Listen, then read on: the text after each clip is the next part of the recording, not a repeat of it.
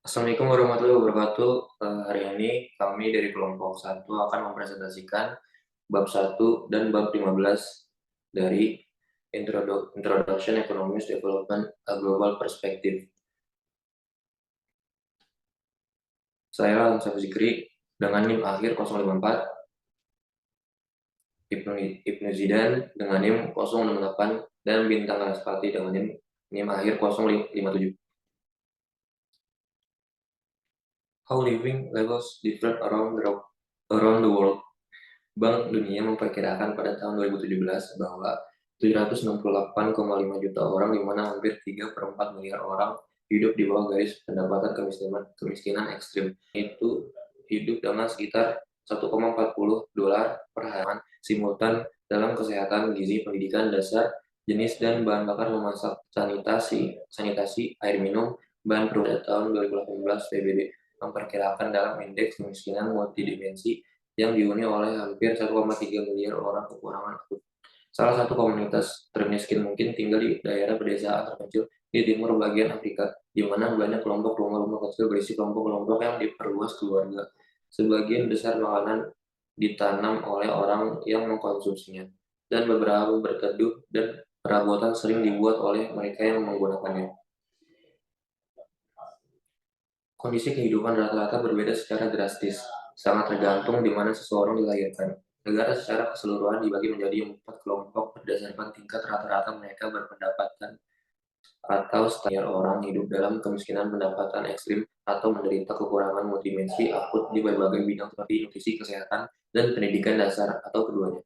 Strata terendah atau kemiskinan ekstrim biasanya memasak menggunakan api terbuka, asap keluar melalui lubang di atap. Pangan dan gizi biasanya rawan pangan sebagian besar gizi, dan di antara 800 juta orang diklasifikasikan lapar. Pakaiannya bekas, usang, mungkin tidak memadai, sendal jepit, atau dalam banyak kasus masih telanjang kaki atau tidak memakai alas kaki. Pendidikannya mayoritas sekarang dapat bacanya. Perumahan dibangun sendiri alami atau ditemukan bahan sering lumpur atau jerami. Lantai tanah dengan tikar. Perabotannya setiap palet sendiri, tidak ada listrik. Air di bawah dengan tangan dalam ember dari umum. Sumber yang sering tidak sehat. Sanitasi, jamban dan kaki. Stratum kedua terendah. Memasaknya biasanya dasar tanpa biasa menggunakan makanan dan nutrisi, mungkin rawan pangan atau pakaian tidak memadai untuk cuaca, sepatu usang, dan sol karet sepatu. Pendidikannya, anak-anak menyelesaikan sekolah dasar, rata-rata menghadiri beberapa tahun lebih lama, dibangun sendiri. Lantai yang ditingkatkan, atap seng bergelombang. Perabotannya, meja dasar dan tempat duduk. Penggemar juga listrik, sambungan listrik mungkin ilegal dan improvisasi, dan mungkin berjalan kaki lebih dari 50 meter. Kebutuhan mengobati sendiri dengan klorin atau mendidih. Sanitasinya jamban, transportasinya sepeda. Strata tertinggi kedua. Memasak, biasanya pembakaran yang diproduksi dengan bahan bakar yang lebih baik jika bukan. Slide selanjutnya. Strata tertinggi kedua, biasanya memakai pembakaran yang diproduksi dengan bahan bakar yang lebih baik jika bukan pelat listrik. Pangan dan gizi biasanya aman untuk pangan, tetapi banyak yang rentan jatuh ke dalam kerawanan pangan. Pakaiannya murah, mungkin baru saatnya sepatu kats. Pakaian mahal sebagai sosial harapan meningkat. Pendidikannya, anak-anak menyelesaikan sekolah dasar, beberapa menyelesaikan sekolah menengah. Perumahan sederhana tetapi dibangun lebih baik jika tidak nyaman. Perabotannya listrik, meja yang dibeli, kursi, tempat tidur, kipas angin, atau bahkan AC ruangan, spice pemanas, televisi, air biasanya pipa langsung ke lokasi rumah. Mungkin perlu mengobati. Sanitasinya WC, tapi banyak yang kurang lapisan atas mempertimbangkan pipa dalam ruangan penuh. Transportasinya biasanya sepeda. Strata tertinggi atau termasuk kaya. Memasak, peralatan microwave, mesin cuci, atau mesin pencuci piring. makanan dan nutrisi, diet kaya dan beragam, meskipun obesitas dapat membawa risiko kesehatan lainnya. Pakaiannya pas, mungkin desainer pakaian, banyak pakaian, dan sepatu olahraga yang relatif baru dan nyaman. Pendidikannya, anak-anak menyelesaikan sekolah menengah atas rata-rata menghadiri setidaknya 1 tahun pendidikan pasca dibangun secara profesional. Perabotannya, rumah yang dipenuhi barang-barang konsumsi, barang tahan lama, wifi, pusat hiburan rumah. Airnya air bersih di keran di seluruh rumah. Sanitasi kamar mandi modern yang higienis untuk setiap orang dewasa atau di kepadatan tinggi, setiap orang dijamin dapat diandalkan alternatif transportasi.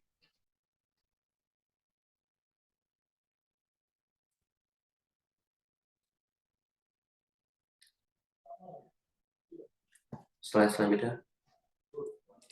All countries are classified by their average level of development. Overview. Negara sering diklasifikasikan berdasarkan tingkat pendapatan dan pembangunan manusia. Mereka juga dikelompokkan berdasarkan tingkat kemiskinan, kualitas pemerintahan, dan banyak dimensi lainnya untuk diperhitungkan. Bank Dunia mengenal rata-rata, yaitu rendah, menengah ke bawah, menengah ke atas, dan tinggi. Dari populasi dunia, sekitar 7,7 miliar orang pada tahun 2018, sekitar 16% tinggal di negara high income countries. Negara-negara ini memiliki gross national income. Lebih dari 60% penduduk dunia sekarang tinggal di negara berpenghasilan menengah, untuk diklasifikasikan sebagai paper middle income. Pada tahun 2018, suatu negara membutuhkan GNI atau Gross National Income per kapita antara 3.896 sampai 12.055 dolar.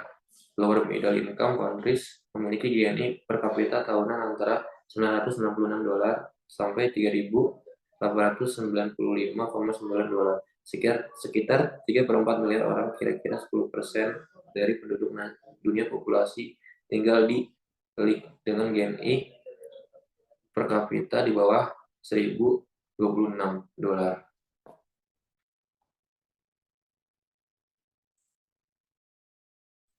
Ya, berikutnya ada Economics and Development Studies. Yang pertama dibahasnya adalah lingkup studi lebih luas. Ruang lingkup ekonomi, pembangunan, dan pekerjaan yang dilakukan oleh para ekonom pembangunan jauh lebih luas daripada namanya. Teori memainkan sebuah peran penting, tapi ekonomi pembangunan sebagian besar merupakan penelitian empiris. Ini juga menggunakan model topik formal mulai dari pengambilan keputusan dalam rumah tangga hingga masalah transformasi ekonomi secara luas. Model memberikan wawasan tentang temuan, klarifikasi logika argumen tentang proses dan kebijakan pembangunan, dan hipotesis baru yang harus dihadapi dengan data yang tersedia yang terus berkembang, seringkali dikumpulkan oleh pembangunan ekonomi. Ekonomi pembangunan menggabungkan penelitian dalam ekonomi politik dan ekonomi kelembagaan. Perilaku dan eksperimental itu tumpang tindih dan link dengan saling berhubungan dengan subbidang lain termasuk tenaga kerja, publik, perkotaan, pertanian, lingkungan, dan ekonomi internasional. Berikutnya ada the central role of women. Sarjana pembangunan umumnya melihat perempuan sebagai memainkan peran sentral dalam drama pembangunan yang harus menjadi pemikiran pertama daripada renungan secara global. Wanita cenderung lebih miskin daripada pria. Mereka juga lebih dirampas dalam hal kesehatan, pendidikan, dan kebebasan dalam segala bentuknya. Fakta ini mengarah pada fokus khusus pada perempuan dalam pembangunan. Selain itu, perempuan di negara berkembang memiliki tanggung jawab utama untuk mengasuh anak, dan sumber daya bahwa mereka mampu membawa ke tugas ini akan menentukan seberapa mudah siklus transmisi kemiskinan dari generasi yang lebih baik. Dan studi dari seluruh dunia berkembang mengkonfirmasikan bahwa ibu cenderung membelanjakan bagian pendapatan yang jauh lebih tinggi di bawah kendali mereka untuk kepentingan anak-anak mereka daripada ayahnya. Wanita juga mentransmisikan nilai-nilai kepada generasi berikutnya untuk membuat dampak terbesar pada pembangunan. Masyarakat harus memberdayakan dan berinvestasi pada perempuan. Saat ini sebagai yang melibatkan perubahan besar dalam struktur sosial, sikap masyarakat dan institusi nasional, serta percepatan pertumbuhan ekonomi, pengurangan ketimpangan, dan pengentasan kemiskinan. Pembangunan pada intinya mewakili seluruh gamut perubahan di mana sistem sosial disesuaikan dengan kebutuhan dasar yang beragam dan aspirasi yang berkembang dari individu dan kelompok sosial dalam sistem itu bergerak menjauh dari kondisi kehidupan yang secara luas dianggap tidak memuaskan menuju situasi atau kondisi kehidupan yang dianggap lebih baik secara material dan spiritual. Tidak ada yang mengidentifikasikan tujuan manusia pembangunan ekonomi terkemuka tentang makna pembangunan.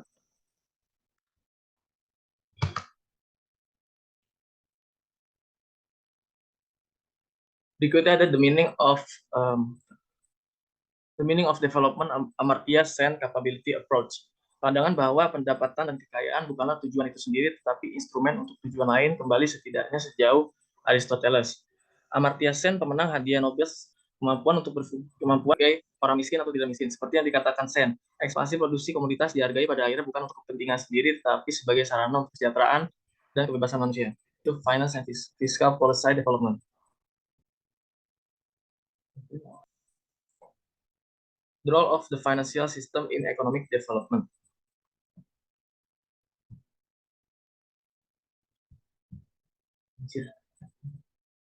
Yang pertama ada increasing asset liquidity, kedua matching saver and investor, dan ketiga generating and distributing information, keempat mengalokasikan kredit secara efisien, yang kelima pricing, pooling, and trading rates.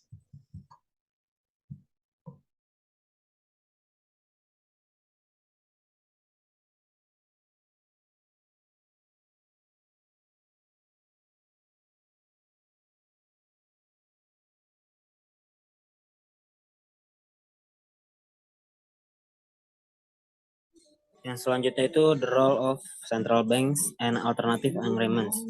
Di negara maju, bank sentral melakukan kegiatan perbankan, pengaturan, dan pengawasan. Mereka memiliki tanggung jawab publik yang substansial dan susunan yang luas dan dari kekuasaan eksekutif. Kegiatan utama mereka dapat dikelompokkan menjadi 5 umum, yaitu 1. Issue of currency and manager of foreign revenue to the government. Yang ketiga itu banker to domestic commercial banks. Yang keempat itu regulator of domestic financial institution. Yang kelima itu operator of monetary and credit policy. Lanjut. Yang selanjutnya itu informal finance and the rise of microfinance. Lembaga keuangan informal atau lembaga keuangan bukan bank adalah lembaga yang menjalankan fungsi lembaga keuangan namun tidak melandaskan kekuatan hukum. Kebanyakan perusahaan atau lembaga keuangan informal non-korporasi tidak berizin, tidak terdaftar, termasuk petani kecil. Jadi jasa keuangan berada di luar lingkup bank komersial tradisional pinjaman. Misalnya pedagang kaki lima membutuhkan keuangan jangka pendek untuk membeli persediaan. Petani kecil memerlukan pinjaman penyangga untuk mengatasi fluktuasi pendapatan musiman yang tidak pasti dan mempekerjakan pekerja bukan keluarga. Umumnya prosedur dan perjanjian peminjaman amat cepat, sederhana, dan berdasarkan perjanjian lisan atau tertulis yang sederhana. Berbagai bentuk informal keuangan telah muncul untuk menggantikan rentenir, data, dan pegadaian di beberapa daerah terpencil seperti pedesaan. Lanjut.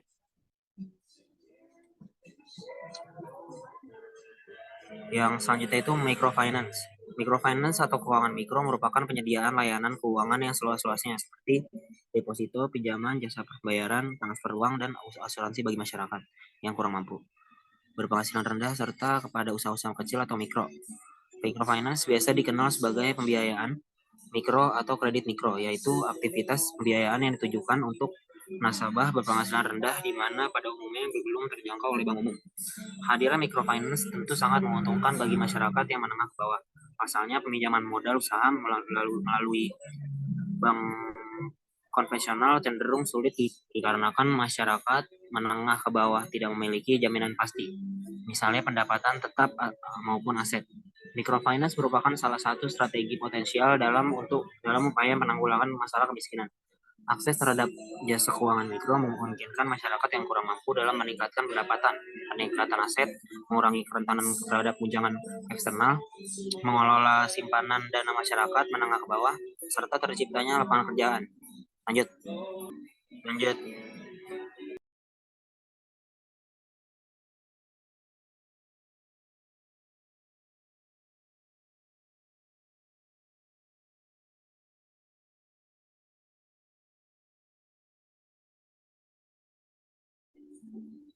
Yang selanjutnya itu fiscal policy for development.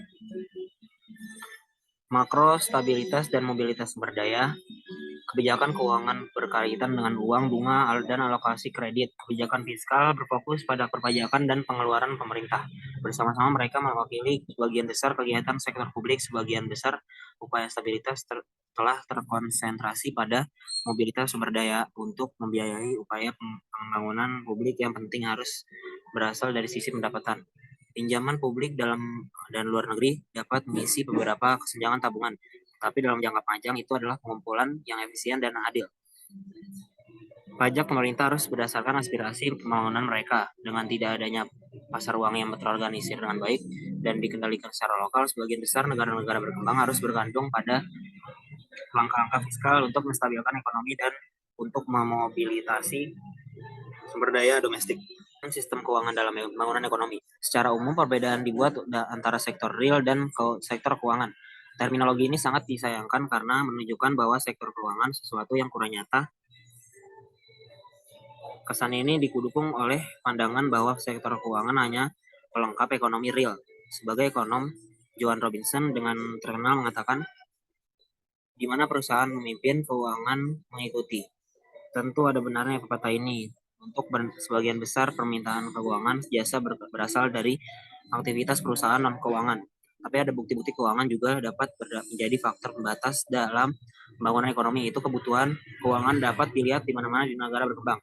5 dasar ilustrasi adalah seorang ibu miskin di Zambia yang berusaha memberi makan keluarganya, penghasilan dari usaha mikronya yang kekurangan kredit, dan siapa yang bisa banyak lebih produktif dengan lebih banyak modal kerja. Perusahaan pemula di India tidak dapat didirikan tanpa ekuitas swasta modal dan pada akhirnya mereka mungkin ingin mengajukan penawaran umum.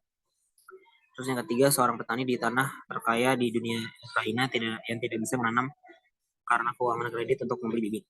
Perusahaan sepatu milik keluarga yang sedang berkembang di Brazil yang membutuhkan akses yang lebih baik ke pinjaman yang dengan biaya lebih murah dan mulai mengekspansi yang ingin menjual lebih banyak saham untuk menyediakan dana untuk merekrutasi.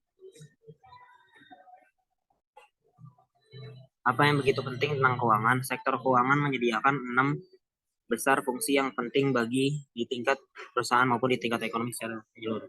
Yang pertama itu menyediakan layanan pembayaran, yang kedua mencocokkan penabung dan investor, yang ketiga menghasilkan dan mendistribusikan informasi, yang keempat mengalokasikan kredit secara efisien, yang kelima penempatan harga, penyatuan dan resiko perdagangan, yang keenam meningkatkan likuiditas aset.